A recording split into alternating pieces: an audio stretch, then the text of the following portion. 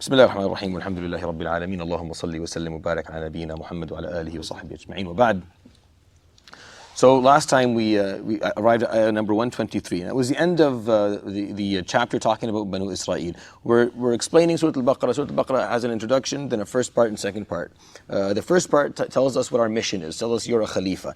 And it does that by stating that in ayah number 30, and then giving us the example of the first Khalifa, Adam, that explained to us what this mission was going to look like, being stewards here on earth in the name of Allah, responsible for it and its well-being.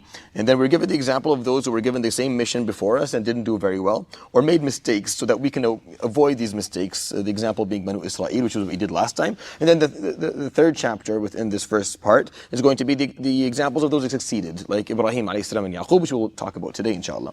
And we went through all the mistakes that Banu Israel made. I'm going to quickly summarize them for you, so that they turn into lessons for us to learn. So the first lesson is do not repeat your mistakes.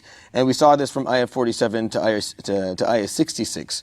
And Banu Israel, of course, again, we're not here to think about Bani Israel and their mistakes. We're really here to think about ourselves and how we have done this as well before them. And Banu Israel were given many chances throughout their lives by Allah subhanahu wa ta'ala. They were pardoned time and time again. That's why in these ayahs, ثُمَّ عَفَوْنَا عَنْكُمْ ثُمَّ بَعَثْنَاكُمْ مِنْ بَعْدِ مَوْتِكُمْ, and then we forgave you, and then we resurrected you, and then they keep on making these same mistakes. So it's important, so that's the first point. Don't repeat your mistakes. Again, these are lessons for us, not to chastise or to belittle Bani Israel and their experience. It's more for us not to make the same mistakes. The second part, do not be superficial. And remember the verse that talked about Banu Israel asking for Musa alayhi salam to be, they don't want to live in the Holy Land. They want to go to a different place where there's baql and qutha and foom and adas. They wanted lentils and food and all other type of food. Their focus was on the type, the diets that they had, rather than the inherited earth that Allah subhanahu wa ta'ala wanted to grant them, which is the Holy Land itself.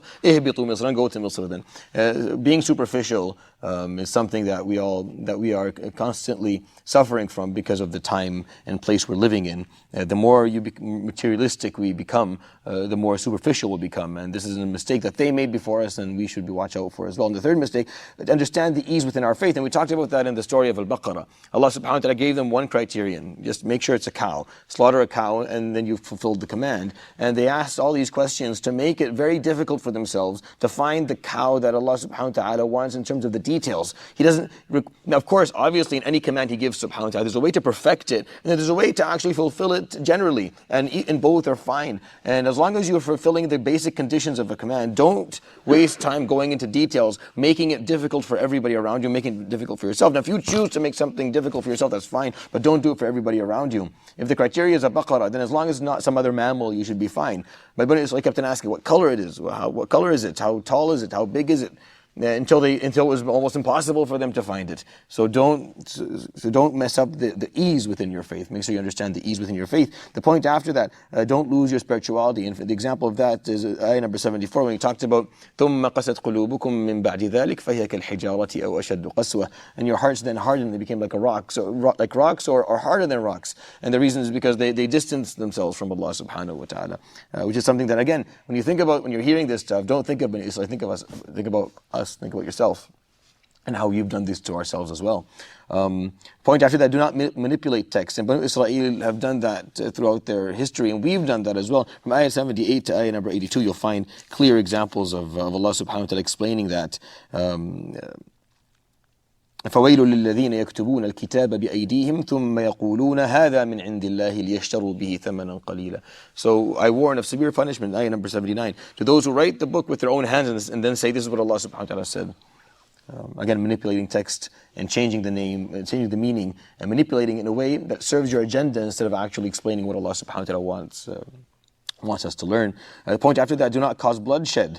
From ayah 83 to 88, وَإِذْ أَخَذْنَا مِيثَاقَكُمْ لَا تَسْفِكُونَ دِمَاءَكُمْ. We took the covenant of you for you not to cause bloodshed, to shed your own blood or the blood of others. And again, when you hear all these commands, you're like, yes, we've done all these things. And maybe that's why we're not fulfilling our roles as khulafa. Do not cause bloodshed. Point after that, listen to Allah subhanahu wa ta'ala's commands and obey. And the nice example we have there is the first Ya ayyuhalladhina amanu in the Quran, in terms of sequence, not in terms of revelation, but in terms of sequence. Ayah number 104, where he says, La taqulu ra'ina, don't say compromise the text, the law for us. Wa qulu unzurna wasma'u, and say give us time to understand and then acknowledge and obey. And listen, and that's basically the bread and butter of being a Muslim. Even if you cannot fully practice, then you make sure that you obey. And we'll talk about that in more detail in Surat Al-Nisa. But listen to Allah subhanahu wa ta'ala's commands and obey. Point after that, do not be fixated on dunya. And from ayah 94 to 96, subhanahu wa ta'ala talks about how وَلَا تَجِدَنَّهُمْ أَحْرَصَ النَّاسِ عَلَى حَيَاةٍ. You'll find them to be the most fixated group of people on living a life, regardless of the quality, regardless of whether they understand why they're living, whether they are fulfilling a purpose in life. Which is fixated on just living dunya without focusing on the purpose of life and the quality of life. Point after that, do not lose knowledge and become superstitious. And we have two verses, 102, 103, that talk about that. وَاتَّبَعُوا مَا تَتْلُو الشَّيَاطِينُ عَلَى مُلْكِ سُلَيْمَانَ. And the Jews and Banu Israel followed what the shayateen, what the devils would add to the scripture of Sulaiman. And this is basically just going from the knowledge that they were given to superstition, to ayn and jinn and sihr and hasad and sha'wada, and all these superstitious mistakes that we're all making even today as Muslims, which is very, very depressing and very disappointing, to be honest. They lost their knowledge and became superstitious, and we did the exact same thing. Last point is, do not be arrogant. And the example of that, of course, is from 105 to 119 in the surah. It's very long because Banu Israel had a problem with this. وَقَالُوا لَنْ يَدْخُلَ الْجَنَّةَ إِلَّا مَنْ كَانَ هُودًا أَوْ نَصَارَى. The only ones who enter Jannah are either the Jews or the Christians. وَقَالَتِ الْيَهُودُ لَيْسَتِ النَّصَارَى عَلَى شَيْءٍ وَقَالَتِ النَّصَارَى لَيْسَتِ الْيَهُودُ عَلى شَيْءٍ. And the Christians and Jews say you mount up to nothing, and the other ones will say you have no knowledge. Do not be arrogant. These are the mistakes. These are the lessons for us to learn from the experience of Bani Israel. And there were some direct commands that Allah subhanahu wa ta'ala gave Bani Israel within this chapter. The reason I'm summarizing this is to make it easier for you to read, because it's long. It's from ayah 40 to 123. So these are basically the points that these ayah talked about. There were some Banu Israel direct commands. And these are the general commands of piety. You'll find them at the beginning of the chapter. And they're beautiful verses, and everyone knows these verses. So basically, from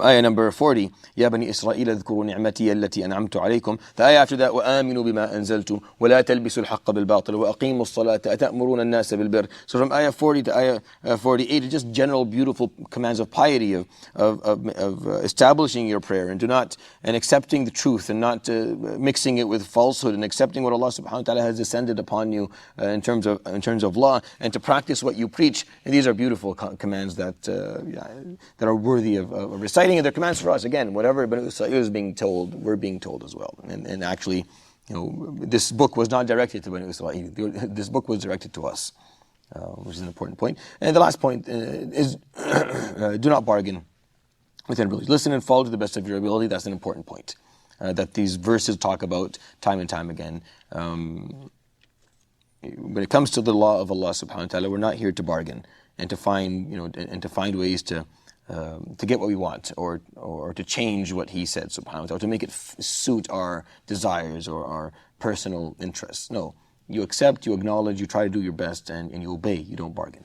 Okay, so that's basically breaking down the chapter of Bani Israel. As I explained, the third chapter within this first part is examples of those who succeeded, from ayah 124 to 134. And it talks about Ibrahim alayhi salam as an example. He is the example that we follow. Listen to the verse in ayah number 124. وَإِذِ ابْتَلَى إِبْرَاهِيمَ رَبُّهُ بِكَلِمَاتٍ فَأَتَمَّهُنَّ. And when Allah subhanahu wa ta'ala tested and trialed Ibrahim alayhi salam with certain laws and with commands, فَأَتَمَّهُنَّ, and he fulfilled his commands, and he passed the trial. قَالَ إِنِّي جَاعِلُكَ لِلنَّاسِ إِمَامًا. And then Allah subhanahu wa ta'ala would say, I'm going to make you an imam. Imam means a leader. which is the same concept of Khalifa, which is why Allah subhanahu wa ta'ala uses these words almost interchangeably between Khalifa and Imam. And that's why the word Imam is so common in Islam, because an Imam he's not just a preacher, not just a religious speaker. You're an Imam, you're someone who's supposed to be fulfilling the purpose of Khilafah on earth by living the example, by fulfilling the goal. And that's why the word Imam is so important. That's why Allah subhanahu wa ta'ala used it for Ibrahim here, and only here, which is a very important point. And he called Ibrahim Imam in the surah, in the part of the Quran where he's explaining to us our job, our mission. You're a Khalifa, you're here to fulfill a purpose. Adam was, and then Ibrahim alayhi salam after that is one as well. And of course the story would go on to give us examples of how Ibrahim alayhi salam, Ismail would build the foundation of the deen. وَإِذْ يَرْفَعُ إِبْرَاهِيمُ الْقَوَاعِدَ مِنَ الْبَيْتِ وَإِسْمَاعِيلُ رَبَّنَا تَقَبَّلْ مِنَّا رَبَّنَا وَاجْعَلْنَا مُسْلِمَيْنِ لَكَ رَبَّنَا وَابْعَثْ فِيهِمْ رَسُولًا. So Ibrahim alayhi salam is building the foundation of the Kaaba, the foundation of the deen. And as he's doing it, he's asking Allah subhanahu wa ta'ala to fulfill his vision of what he would like to see in society. He would like to see a community of khair, a community of prosperity. He would like to see people, he would like to know that prophets will come after him that will teach people teach them the signs of Allah subhanahu wa ta'ala, teach them to read the holy book, to follow the holy scripture, to have the wisdom to do it properly and to purify their souls. And that's why at the end of the story of Ibrahim, وَمَنْ يَرْغَبُ عَنْ مِلَّةِ إِبْرَاهِيمَ إِلَّا مَنْ سَفِهَ نَفْسَهُ. And the one who decides that he doesn't want to follow the way of Ibrahim alayhi salam is the one who is سَفِهَ نَفْسَهُ, means he is mistreating his own self. He is treating himself badly, which is a very interesting way of putting it. وَلَقَدْ اصْطَفَيْنَاهُ فِي الدُّنْيَا وَإِنَّهُ فِي الْآخِرَةِ لَمِنَ الصَّالِحِينَ. Indeed, Allah subhanahu wa ta'ala chose him in dunya to fulfill a purpose, and on the Yawm of the Day of Judgment, he is one of the Salihin, one of the closest to Allah. إِذْ قَالَ لَهُ رَبُّهُ أَسْلِمْ. As Allah subhanahu wa ta'ala told him, Aslim, meaning submit yourself to my will. قَالَ أَسْلَمْتُ لِرَبِّ الْعَالَمِينَ. And he did, alayhi salatu wasalam. And then he made sure that this law continued into his children. وَوَصَّى بِهَا إِبْرَاهِيمُ بَنِيهِ وَيَعْقُوبُ يَا بَنِيهِ. So Ibrahim would teach his two children, Ismail and Ishaq, and then Ismail would teach their children, teaching Yaqub alayhi salam. That's why on the day when Yaqub passed away, within the same continuation of the verses, ayah 133, أم كنتم شهداء إذ حضر يعقوب الموت إذ قال لبنيه ما تعبدون من بعدي قالوا نعبد إلهك وإله آبائك إبراهيم وإسماعيل وإسحاق إله واحدا ونحن له مسلمون. When the day Yaqub came to pass away, he told his children, who are you going to worship after me? So they said, we will continue to serve after you your Lord and the Lord of your fathers before you, Ibrahim and Ismail and Ishaq. It's one God. And we are fully submitted to him. That's why at the end of this chapter, ayah 134, تِلْكَ أُمَّةٌ قَدْ خَلَتْ. Indeed, these are nations that have lived their lives before you. لَهَا مَا كَسَبَتْ. They'll be rewarded for the good things they did. وَلَكُمْ مَا كَسَبْتُمْ. And then you'll be rewarded for the good things that you do. وَلَا تُسْأَلُونَ عَمَّا كَانُوا يَعْمَلُونَ. You will not be asked for what the mistakes that they made. I find this verse that is repeated twice, by the way. It's going to be repeated again at the end of this first part. So it's repeated. It's here at the end of the third chapter, after the examples of Adam, Banu Israel, and then Ibrahim and his family. So the first Khalifa, those who made mistakes, and then Ibrahim and his family who succeeded. At the end of that, you're being told, a nation that lived before you, they're gone. What they did well, they'll be rewarded for. What you do well, you'll be rewarded for. No one will be asked for what the other one did. You're not going to be held accountable for the mistakes of those before you. It's very important. Because when you're reading these verses, it almost seems like you could easily get distracted and believe that Allah subhanahu wa ta'ala is elevating the status of Adam, elevating the status of Ibrahim and his family, those who followed him, and chastising the mistakes of Banu Israel and what they did wrong. When really that's not the point. They lived their lives, they did their thing. They'll be rewarded for their good deeds, they'll be punished for their own mistakes. What you're supposed to take from all these verses is the example for you. You're supposed to learn from them so we don't make the same mistakes that they made, because we're not going to be asked or held accountable for what they did. We're going to be held accountable for what we did. That's why the last part of this, the last chapter, in this part, is advice. From 135 to 141 is just advice for us. And it starts by وَقَالُوا كُونُوا هُودًا أَوْ نَصَارَى تَهْتَدُوا. Be a Jew or Christian and you'll find your way. قل, say no, بل ملة إبراهيم حنيفا. It's the way of Ibrahim alayhi salam in monotheism. وما كان من المشركين, he never associated anyone with Allah. And then it gives us basically, the next verse tells us exactly what our belief system is. قولوا آمنا بالله, say we believe in Allah. وما أنزل إلينا, what has been descended or revealed to us in terms of Islam, in the law of Islam, in the Quran. وما أنزل إلى إبراهيم وإسماعيل وإسحاق ويعقوب والأسباط وما أوتي موسى وعيسى وما أوتي النبيون من ربهم لا نفرق بين أحد منهم. And we believed in everything that was descended or that was revealed to Ibrahim and Ismail and Ishaq and Yaqub and all the prophets who came after them, and what was revealed to Musa and Isa specifically, because of course they're very relevant to us. Judaism and Christianity exist in our day, so we believe what was revealed to them, and all the وَمَا أُوتِيَ النَّبِيُّونَ, and everything that was revealed to the prophets in the past. لَا نُفَرِّقُ بَيْنَ أَحَدٍ مِنْهُمْ, we do not look at any of these people, any of these prophets, and say one is better than the other, one is superior to the other. We don't say this person taught one thing different. No, they all taught the exact same thing. They all brought this exact same law. It was the exact same law. Differences are in fiqh, and fiqh is something that is variable and changes with time. But the actual creed, the actual theology never changed. وَنَحْنُ لَهُ مُسْلِمُونَ, and we submit ourselves to Allah subhanahu wa ta'ala based on that belief. And that's what we stand for. I think it's very, very beautiful and very important for us to properly understand that. So that's the first part of Surat Al-Baqarah. And it just tells us you're a Khalifa in ayah number 30. That's the job, that's the mission, that's the job description. Then from 30 to 39, you're being given the example of Adam, the first person to be told that he was a Khalifa. He's the first one to hear these words. We talked about what that meant to Adam, and we went through the details of how Adam made a mistake and then accepted that mission and went with it and succeeded. And then we were given from ayah 40 to 123 a very long part of this the surah that talks about Banu Israel.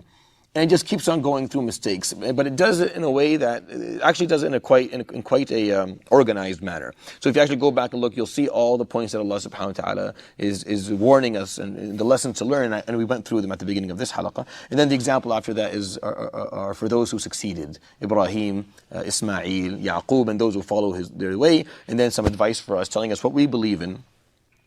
And how we're supposed to practice. That's why at the end of this chapter, at this part, فَإِنْ آمَنُوا بِمِثْلِ مَا آمَنْتُمْ بِهِ فَقَدْ اهْتَدَوْا وَإِنْ تَوَلَّوْا فَإِنَّمَا هُمْ فِي شِقَاقٍ. If they believe in what you're believing in, then they have found the guidance, and if they haven't, then they're in a big mistake. صِبْغَةَ اللَّهِ وَمَنْ أَحْسَنُ مِنَ اللَّهِ صِبْغَةً. Allah subhanahu wa ta'ala, this is how He wants the human being. So صِبْغَة means die, basically. Not to die, but actually a die. If you dye something white, you give it a color. So sibgha is a very specific word. It's only used here in the Quran. And sibgha, it means that as a human being, you can carry different way, you can live different ways of life, and you can have different ways of going by things. But this is how He wants you to be dyed, subhanahu wa ta'ala. By the way of Ibrahim, by this is the belief system that He wants you to be dyed in, so that you can fulfill your purpose to the best of your ability to reach your full potential. It's a beautiful usage of the word. At the end, the last ayah, 141 in this part, is the same one that we just talked about a moment ago. It's a replicate. It's repeated. تِلْكَ أُمَّةٌ قَدْ خَلَتْ. Reminds us again that these people before us, the names that you're hearing, is a nation that lived before you. And they passed away. They will be rewarded for what they did, and you'll be rewarded for what you do.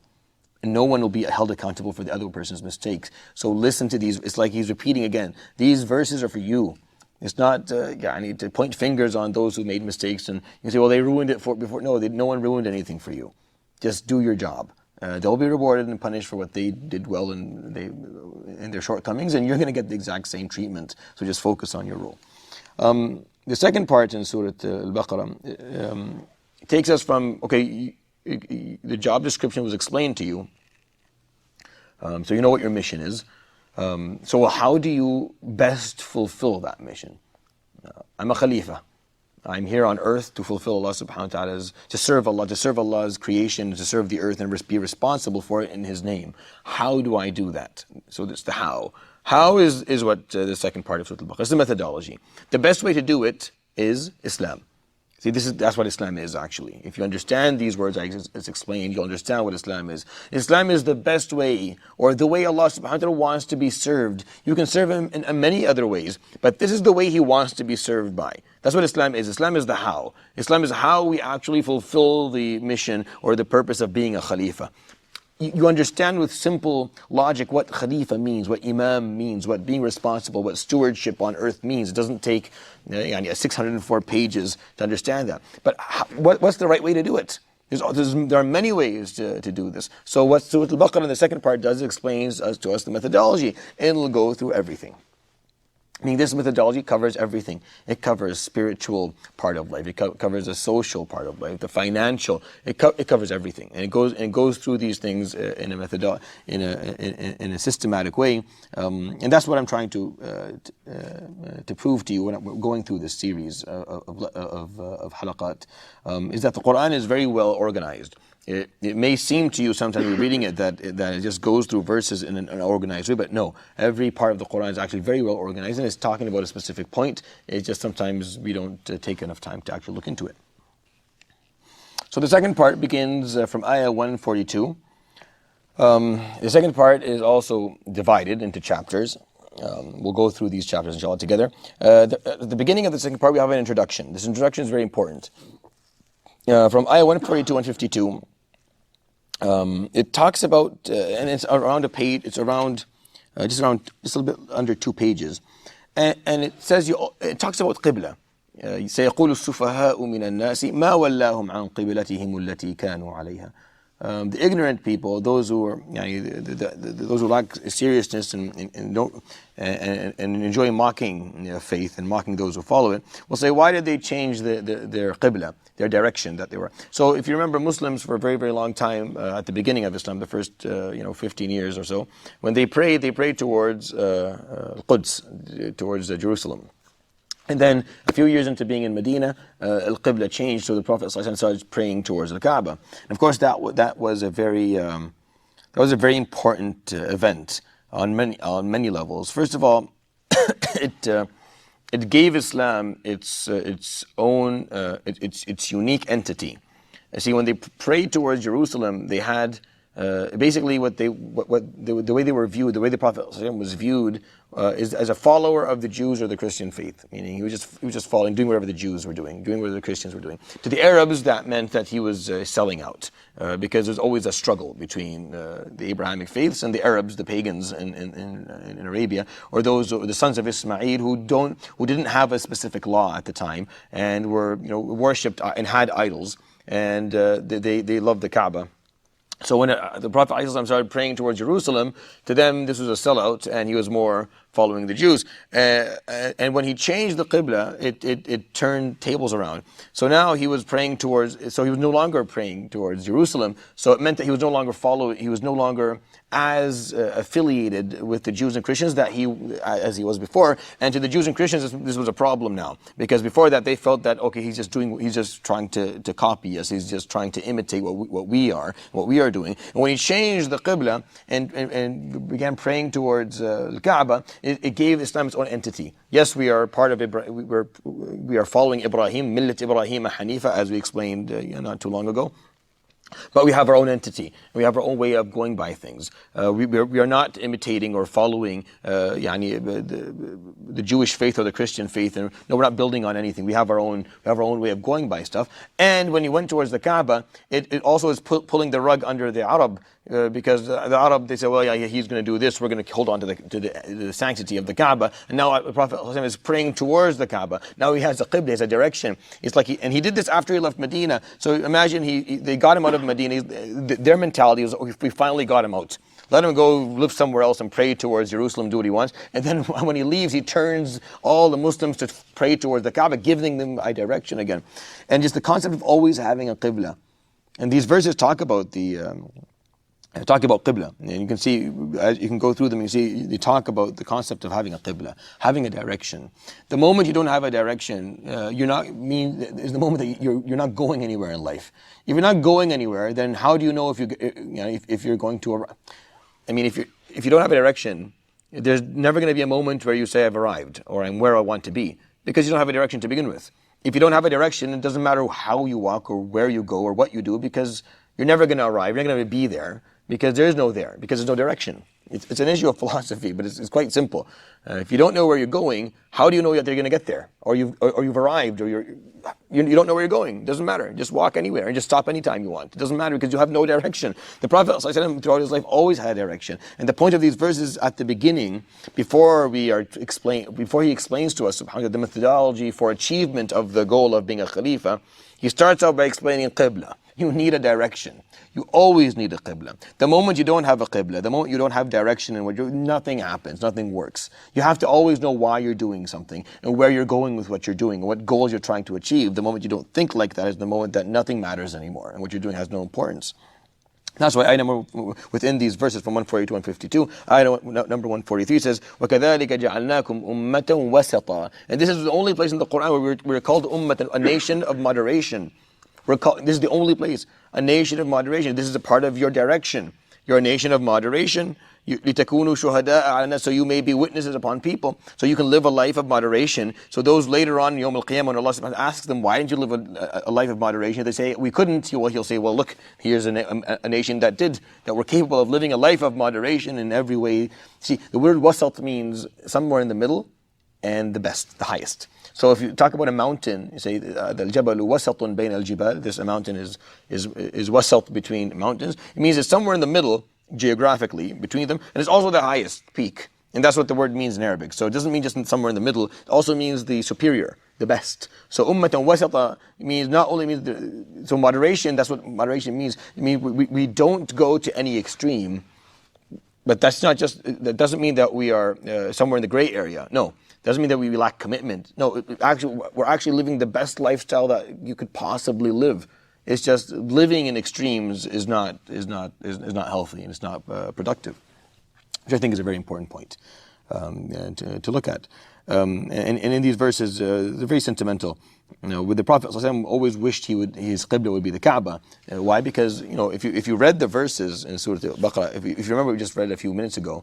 When we talked about Ibrahim, وَإِذْ يَرْفَعُ إِبْرَاهِيمُ الْقَوَاعِدَ مِنَ الْبَيْتِ, as Ibrahim ﷺ is building the foundations of the Kaaba. The Kaaba is the foundation of the deen of Ibrahim ﷺ. It's the first place of worship to ever be established for Allah subhanahu wa ta'ala. So in his mind, that's where I should be focused.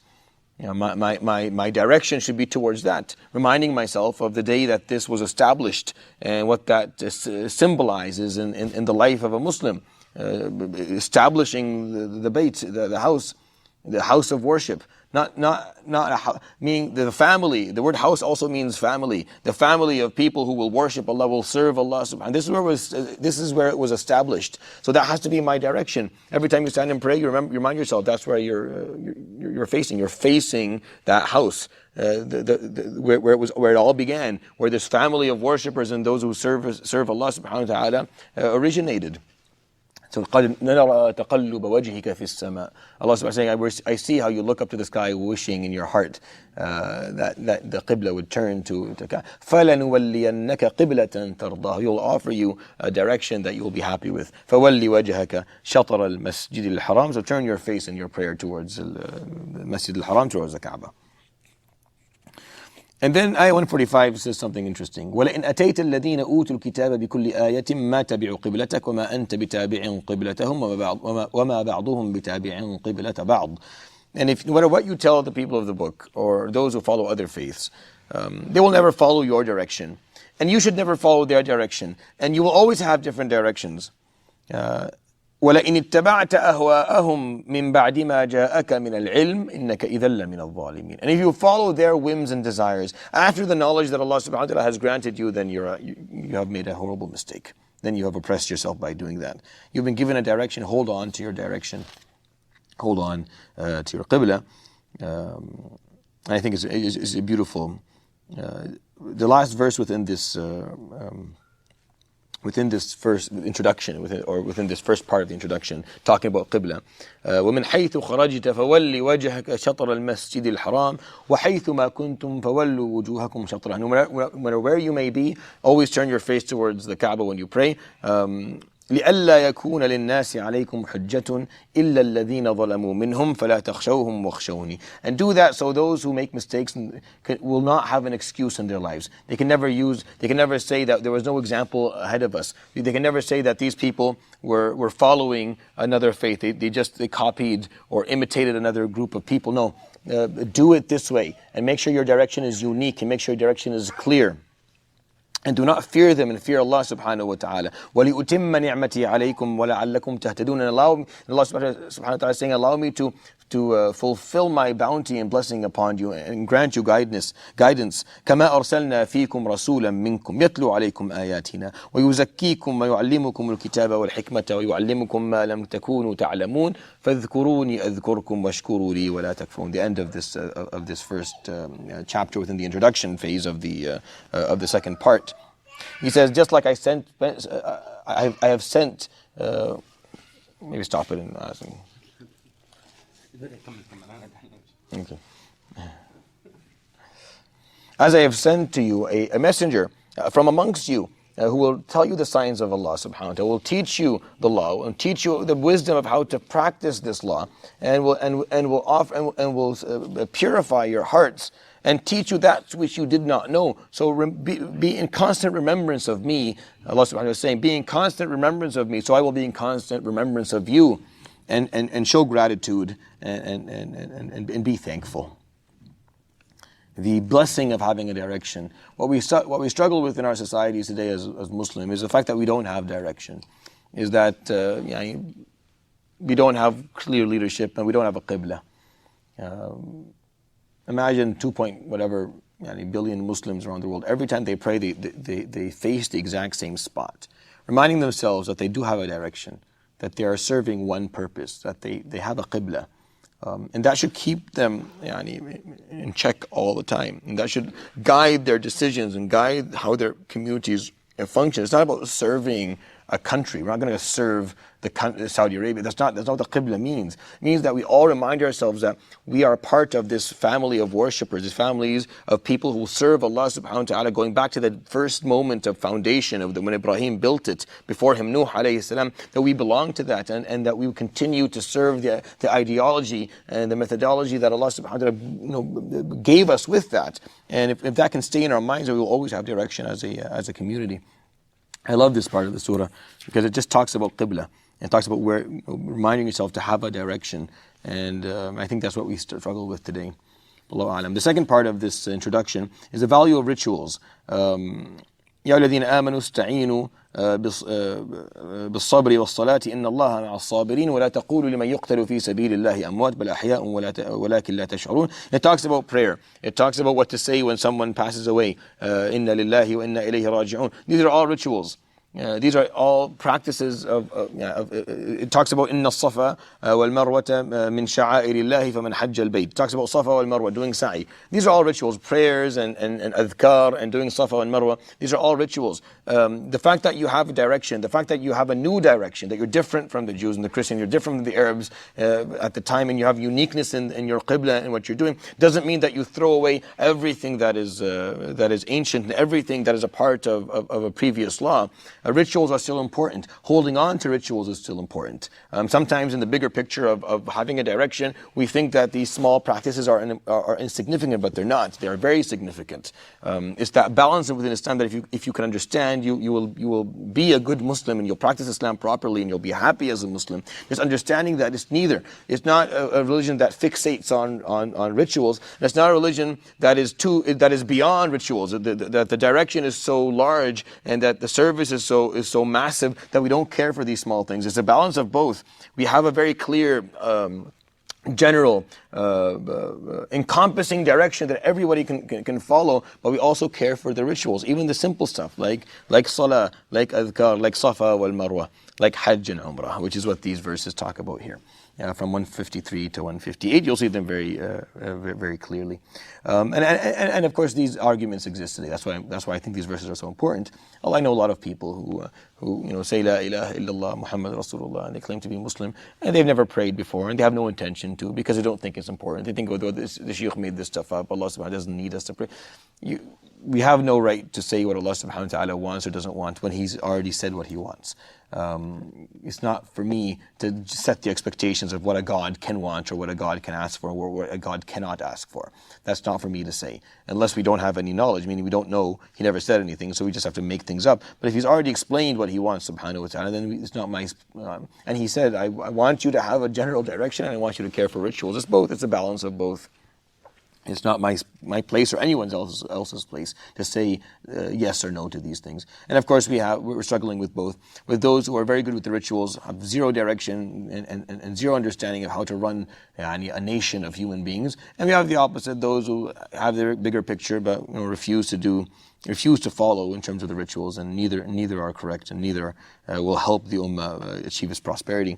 The point after that within the introduction has 4 points, and I think they're very important. Before he explains to us the methodology, he tells us that you need to have a direction first. It has to be unique and it has to be new, and your direction is given to you. Here's your qibla, face it all the time. This will save you. This will keep your ummah walking in the same direction all the time. Without direction, there's no purpose. Second is, do not forget the importance of rituals, because a lot of what he's going to talk about subhanahu wa ta'ala in Surat Al-Baqara are rituals. A lot of the methodology is based on rituals, has rituals in them. So don't overlook these rituals because you think that you have the bigger picture in mind. The third point is never withhold knowledge. 159 to 162. إن الذين يكتمون ما أنزلنا من البينات والهدى من بعد ما بيناه للناس في الكتاب أولئك يلعنهم الله ويلعنهم اللاعنون. If you withhold knowledge after Allah subhanahu wa ta'ala has explained it in the book, then أولئك يلعنهم الله. Those who do that, Allah subhanahu wa ta'ala damns them or curses them. You'll see this trend in the Quran just being repeated time after time, manipulating text or withholding knowledge. My job when I sit here is to explain to you things the way Allah subhanahu wa ta'ala said them, not the way I like them to be explained. Not with my personal interest, not with my personal agenda, not with my personal whims or desires. There are a lot of things in Islam that you may fully agree with or you may not. There may be things in Islam that you don't enjoy, that you wish they weren't the way they were. I know that I have that problem, but I don't bring my personal interests and my personal desires into explaining the text. I explain it the way it is. I accept the parts of it that I like and I accept the parts of it that I don't necessarily. And I ask Allah subhanahu wa ta'ala to fill my heart with love with the deen, the parts of it that I don't necessarily understand or fully enjoy. And that's the important part about regarding Islamic khitab al-Islam, Islamic narratives. And we struggle with that today. No matter what university you go to, no matter where you go and sit, you'll be told one part of the story. You'll never be told the full part of the story. Or it's very rare. It's getting better today because more and more scholars and Islamic speakers are realizing the problem of withholding knowledge, of not telling the person, of not giving a full answer to the person in front of you because you don't want them to know that there's a different opinion, because you want them to follow a certain opinion. And then they do that, and then later on they figure out there's another opinion and they come back. And this causes a problem, this causes hatred, this causes racism, this causes bigotry, this causes closed-mindedness amongst people. It's a very severe problem. The last point within the introduction is to love Allah subhanahu wa ta'ala and follow His word. From 163 to 171. These verses are very beautiful. They're very sentimental. Imams use them in prayer a lot. وَإِلَهُكُمْ إِلَهٌ وَاحِدٌ لَا إِلَهَ إِلَّا هُوَ الرَّحْمَنُ الرَّحِيمُ. And your Lord is but one. There is no other God but Him. He is the most merciful and the most gracious. إِنَّ فِي خَلْقِ السَّمَاوَاتِ وَالْأَرْضِ وَاخْتِلَافِ اللَّيْلِ وَالنَّهَارِ وَالْفُلْكِ الَّتِي تَجْرِي فِي الْبَحْرِ.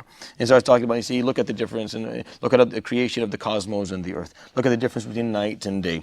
Look how ships run in the sea, bringing out the benefit to the human race. Look how Allah subhanahu wa ta'ala brings water from the sky.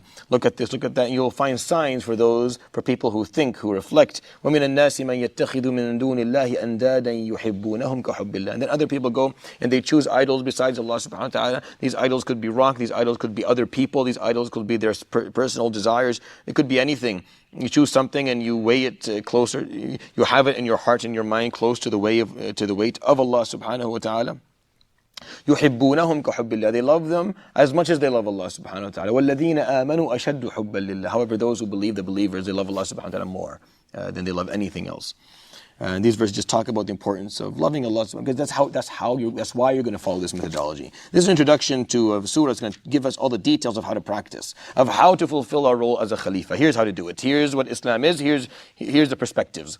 Surat Al-Baqara is going to give you all the perspectives, all the ways the way to look at life from a financial, social, spiritual, religious, legal, from all the different angles available. Here's how you're supposed to look at life, and that's how you're going to serve Allah subhanahu wa ta'ala as a Khalifa through this methodology. So before he starts giving us the methodology, he has some ground rules, which are the points of the introduction.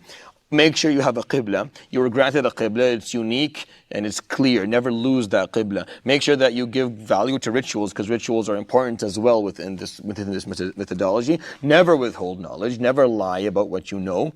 Always say what you know, whether you agree with it or not. And remind yourself that you're doing it because you love Allah subhanahu wa ta'ala. That's the point. We're doing it because we love Allah subhanahu wa ta'ala. There's no other reason for us to be doing this. And that's often forgotten. You can forget quite easily within the details of following Islam and all the different things that you need to do, you should do, you shouldn't do. You can forget why you're doing it all. The reason we do all this is because we love Allah subhanahu wa ta'ala, we follow His commands. Never forget that. And that was the last point of the introduction. I feel this introduction is it's a perfect introduction. It encompassed all the points needed prior to explaining the details of the methodology. Now the details of the methodology is very simple. It just goes regarding this and regarding that. So regarding food, ayah 172 to 176. يا أيها الذين آمنوا كلوا من طيبات ما رزقناكم واشكروا لله إن كنتم إياه تعبدون إنما حرم عليكم الميتة والدم. O those who believe, eat from the طيبات, the halal, that comes from the earth, from what we have given you. And show gratitude to Allah subhanahu wa ta'ala. Know that He has made haram upon you to eat corpses, to drink blood, to eat the meat of pigs, and anything that has been slaughtered for someone else besides Allah, for an idol, for example. And that's regarding food. Second point, regarding behavior, ayah number 177. This ayah here,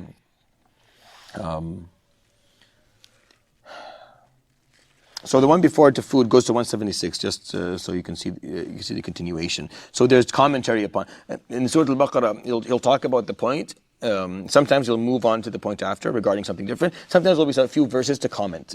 You'll see the Quran is filled with that, where it gives an idea, and then there's some verses of commentary on that point, to emphasize it, to strengthen it, or to make, or to add a warning, or to add some reward, just to give weight to the point that has been made. That's why those verses, إِنَّ الَّذِينَ يَكْتُمُونَ مَا أَنزَلَ اللَّهُ مِنَ الْكِتَابِ وَيَشْتَرُونَ بِهِ ثَمَنًا قَلِيلًا أُولَٰئِكَ مَا يَأْكُلُونَ فِي بُطُونِهِمْ إِلَّا النَّارِ. Those who learn all this and know that Allah subhanahu wa ta'ala in His book, and I think this is referring mostly to what the Jews and Christians have done, because they don't seem to follow this anymore, even though the same wordings that I just explained to you exist in their books. So he's saying those who know that's what Allah subhanahu wa ta'ala explained, and they know it's in the book, but they withhold that knowledge, or they hide it into أُولَٰئِكَ مَا يَأْكُلُونَ فِي بُطُونِهِمْ إِلَّا النَّارِ. When they eat this haram stuff, they're only taking pieces of the hellfire and putting in their stomach. وَالْعِيَاذُ بِاللَّهِ.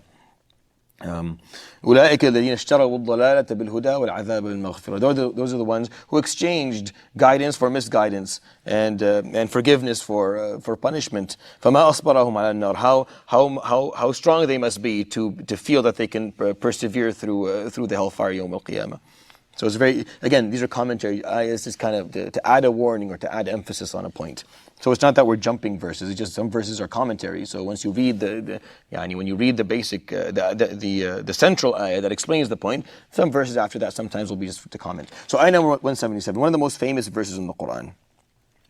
لَيْسَ الْبِرَّ أن تولوا وجوهكم قبل المشرق والمغرب. Bir, the best of behavior, the most pious behavior, is not for you to turn your face sometimes to the east and sometimes to the west. What does that mean? It's reference to prayer. That's reference to a ritual. You just told a second ago that rituals are extremely important. But this verse here, after that's been established, wants to make a point. And this is the balance that I'm trying to explain. This verse is not to say that rituals aren't important, because we were just told a moment ago rituals are. But this verse is to make sure the priorities are clear. Not everything is equal. Not all actions in Islam have the same weight. And if something is less important than something else, it doesn't mean that it's not important. It just means that there's something more higher in priority. You do that in your life. You prioritize your children, and then your family, and then your wife, spouse, and then your house, and then you make. Just because something is under something else doesn't mean that it's not important, that you don't fulfill, that you don't serve it, and that you don't take care of it. It just means that you have to prioritize properly. If your child is crying in pain and there's food that needs to be you have to turn off the stove under food. Both are important. Just because you choose to do the one before the other doesn't mean the other one is not worth doing. And that's when these verses explain these concepts. That's what they're trying to do. لَيْسَ الْبِرُّ, the best of behavior is not to turn your face to the mashriq and maghrib, which is reference to prayer.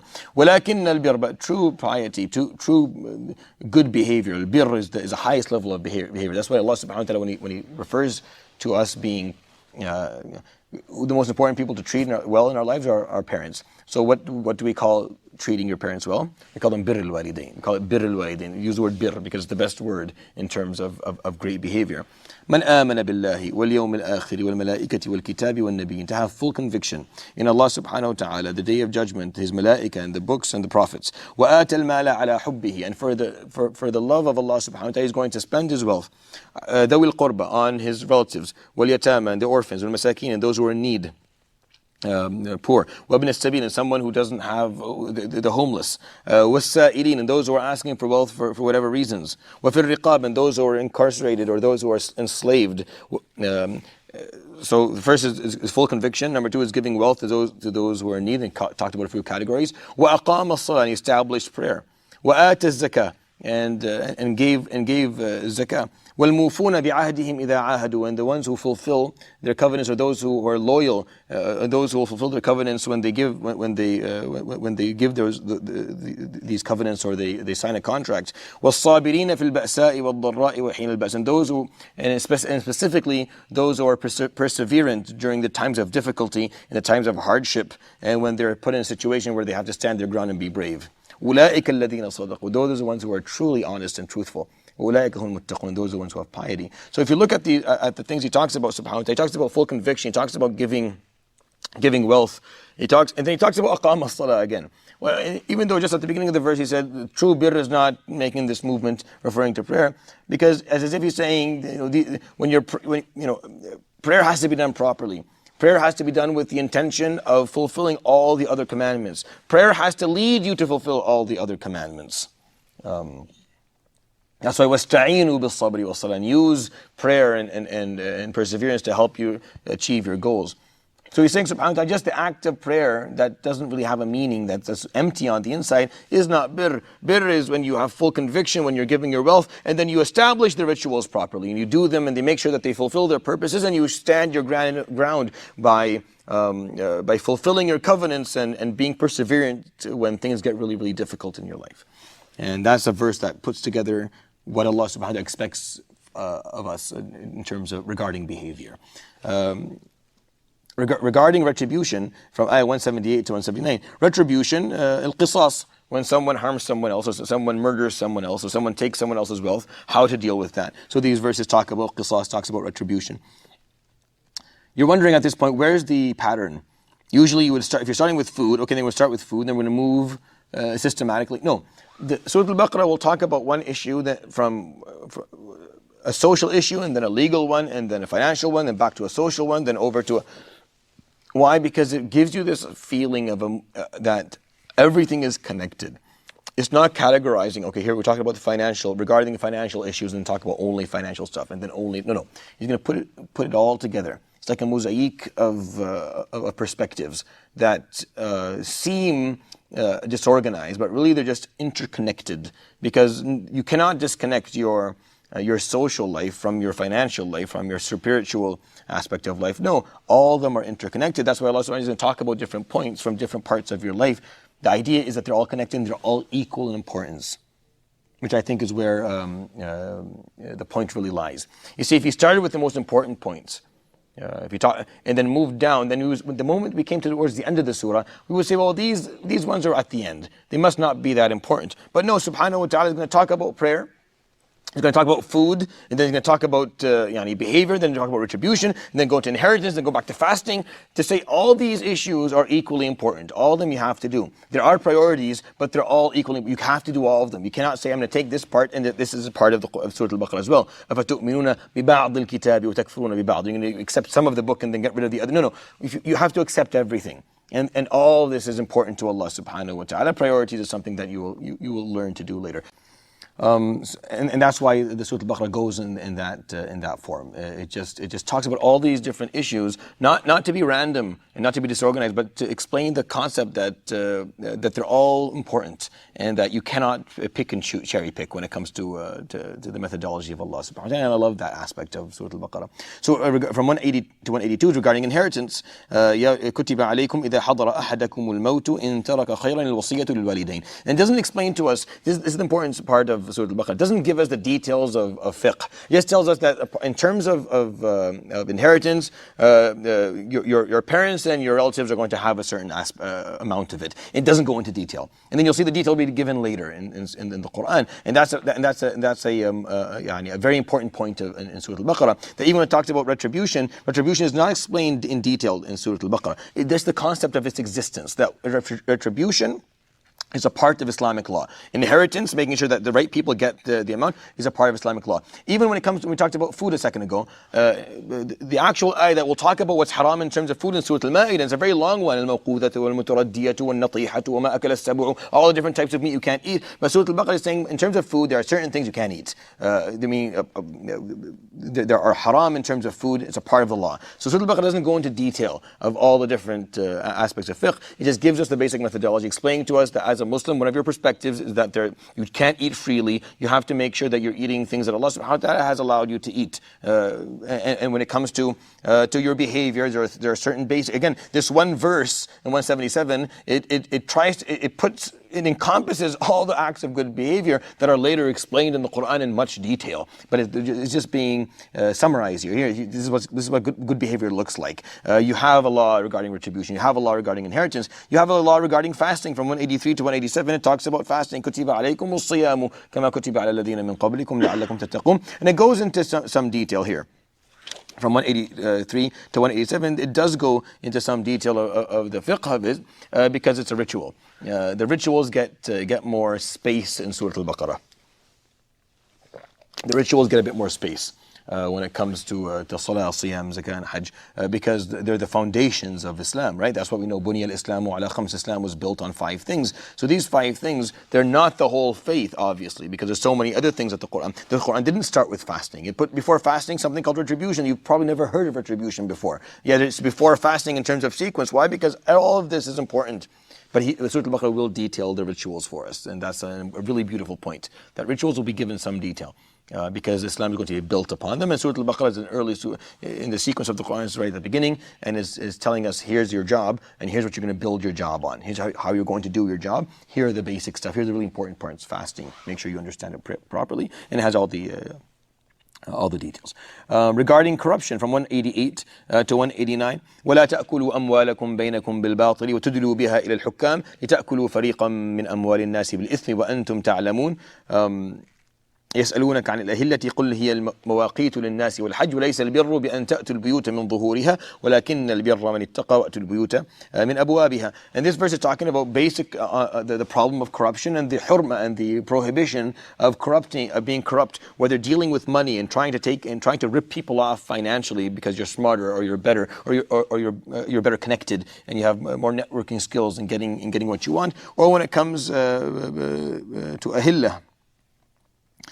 Being timings and places for Hajj, for example, and people would often change these places and change these times to make money off the caravans that would go back and forth from Arabia to Damascus. وَلَيْسَ الْبِرُّ بِأَن تَأْتُوا الْبُيُوتَ مِنْ ظُهُورِهَا. Bir is not for you to come to enter doors, to enter houses from back doors or from windows. وَلَكِنَ الْبِرَّ مَنِ اتَّقَى وَأْتُوا الْبُيُوتَ مِنْ أَبْوَابِهَا. Bir is someone who shows piety and knocks and comes up front. Corruption is always finding a back door, doing something in a twisted way, not being upfront, not being clear. Islam loves clarity. Be very clear. Say what you want, say what you're thinking, say what you want to do clearly, then do it the way you said it. The moment you're being corrupt and you're looking for back doors or you're looking for different ways to get things done, or you're looking for twisted ways, that corruption is a problem. And of course, this is going to be explained in much detail again in the surahs to come, but the concept is there. Regarding corruption, there's a problem with corruption. Corruption is something that Islam completely doesn't accept. Regarding bearing arms for the sake of defense, وَقَاتِلُوا from ayah 190 to 195. وَقَاتِلُوا فِي سَبِيلِ اللَّهِ الَّذِينَ يُقَاتِلُونَكُمْ وَلَا تَعْتَدُوا. And fight for the sake of Allah those who fight you and do not transgress. This is the first verse in the Quran in terms of its sequence, and some say even in terms of its revelation. And I kind of tend to side on that opinion. Side on the side of that opinion, that this is the first verse to ever talk about bearing arms in Islam, ever. And it's the first one in the Quran sequence, definitely. So if you read it, you get the basic idea. Again, Surat Al-Baqara is giving the basic ideas, the perspectives of what this methodology is going to look like. So what is it? وَقَاتِلُوا فِي سَبِيلِ اللَّهِ, and fight for the sake of Allah, bear arms and fight for the sake of Allah. الَّذِينَ يُقَاتِلُونَكُمْ, the ones who fight you. وَلَا تَعْتَدُوا, and do not transgress. Don't fight someone who's not trying to fight you. Fight those who are fighting you. If we are being fought, if we are being oppressed, if someone's trying to take, then we fight back. And we do not transgress. إِنَّ اللَّهَ لَا يُحِبُّ الْمُعْتَدِينَ. Indeed, Allah does not love those who transgress. And then the continuation. وَقَاتِلُوهُمْ حَتَّى لَا تَكُونَ فِتْنَةً. And fight them back so there's no fitna, so people don't... What's a fitna? Fitna is a horrible trial. A trial that will affect a population or many people. It's not affecting one person. So you fight them so there's no fitna, so that people aren't oppressed and forced to leave their religion, and they don't lose their homes, and there's no persecution and genocide. That's why you fight back. You fight back the oppressors so that they can't oppress large groups of people. وَيَكُونَ الدِّينُ لِلَّهِ. And those who want to believe in Allah subhanahu wa ta'ala and want their deen to be for Allah, they can have that if they want it. فَإِنِ انْتَهَوْا. And the moment they stop fighting you, and they stop oppressing you, فَلَا عُدْوَانَ إِلَّا عَلَى الظَّالِمِينَ. You don't fight, you don't transgress, except against those who are oppressive and oppressing others. And that's what we stand for. There's no reason for you as a Muslim to ever be ashamed of any of the verses in the Quran that talk about jihad, ever. If you are ashamed, it's because you don't even know your own book. You don't understand your own Quran, and that's very disappointing. You should understand your Quran. You should read these verses. Reading them are beautiful. Understanding them will make you feel very proud of being a Muslim. That this is what you stand for. We are not commanded to transgress. We're actually commanded not to ever transgress against people who are not trying to harm us, people who are not oppressing us or oppressing others. We only fight those who are oppressing us or oppressing others or transgressing against ourselves. And that's what from 190 to 195 basically talks about. وَأَنْفِقُوا فِي سَبِيلِ اللَّهِ, the last verse in this, وَلَا تُلْقُوا بِأَيْدِيكُمْ إِلَى التَّهْلُكَةِ. And use your money, your wealth for the sake of Allah. And don't throw yourselves into a situation that will destroy you. This is regarding fighting. So even when it comes to war, if you're looking at a situation and you don't have the means to actually win this, you don't have the means to be successful, and this is not the right time, then don't throw yourselves into a situation that will cause you all to be eliminated and destroyed. Islam, Allah subhanahu wa ta'ala is not telling you to take on a force that you have no strategic way and you have no feasible way, even logically or strategically, to overcome. Then don't throw yourself into that, and be patient and wait. Allah subhanahu wa ta'ala is not asking us to be barbarians and to harm ourselves and harm our followers. Quite the contrary. We always use this verse for smoking. Don't kill yourselves. It has nothing to do with smoking. It doesn't mean smoking isn't haram. It just has nothing. This verse has nothing to do with smoking. Very often, people will use verses of the Quran as evidence for something. Now, the point they're making is valid, but the verse they are using is completely misplaced. And that's problematic, because when people figure out what that verse was used for, they'll use the fact that that verse has nothing to do with that point to discredit your point. And your point was correct. And what I'm trying to say. Sometimes you'll make a valid point, but then you'll use evidence that is not suitable for this valid point. That can cause a later argument that can be used to say, well, you used the wrong evidence. That must mean that your point is invalid. And that's not true. Your point was valid, but you just don't know. You're just using the wrong evidence. Has nothing to do with smoking. Do not use it for smoking. Allah subhanahu wa ta'ala harram al-khaba'ith. Allah subhanahu wa ta'ala has made haram everything that is harmful. That is harmful to those around you and harmful to yourself. It's through medicine that we know smoking is haram. It's not through religion. Meaning, when medicine told us that it's the cause of at least 25 cancers, it's the lead cause of lung cancer in the world. and still is, then we know it's haram based on that information. Meaning medicine was the reason that we knew that dukhan was, that smoking was haram. There is no way for us as Muslims to know that smoking is haram without medicine, and that's okay. Because Islam is a religion that is very much involved in the legal, medical, and practical aspect of human life, of psychology and sociology. People live their lives, and based on the outcomes of their behaviors, will look back and say this behavior is only leading to harm, then this behavior is Islamically haram, because Islam's haram and halal follow a logic. The fiqh of our deen follows a logic.